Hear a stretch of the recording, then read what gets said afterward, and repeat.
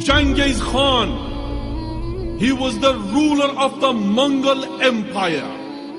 Thutmose, he was the ruler of the Egyptian Empire. Darius, he was the ruler of the Persian Empire. Alexander, he was the ruler of the Macedonia Empire. Napoleon, he was the ruler of the French Empire. Pompeius, he was the ruler of the Roman Empire.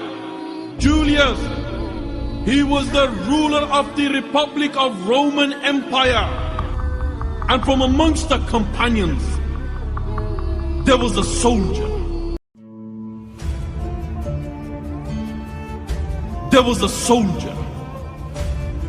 There was a commander. There was a conqueror. There was a man that is equal to 1 billion men. The undefeated commander, the undefeated ruler, the undefeated general, the undefeated soldier, the undefeated warrior. He crushed the superpowers of his time. He crushed the Persian Empire. He crushed the Romans. Allahu Akbar. He conquered Iraq, he conquered Iran, he conquered Armenia, he conquered Jordan, he conquered Syria. He became the conqueror of Sham. He became the conqueror of Sham. He was known for his plan of attack. He was known for his ploy.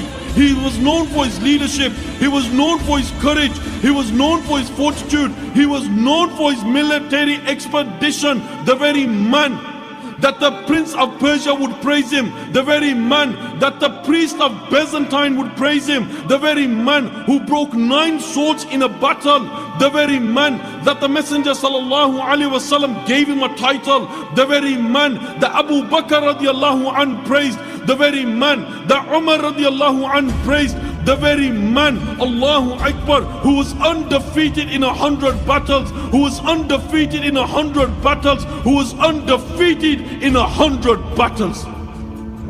This is why the Prophet ﷺ said that do not say anything about Khalid bin Waleed. Why? Because he's a sword from the swords of Allah Azza wa Jalla.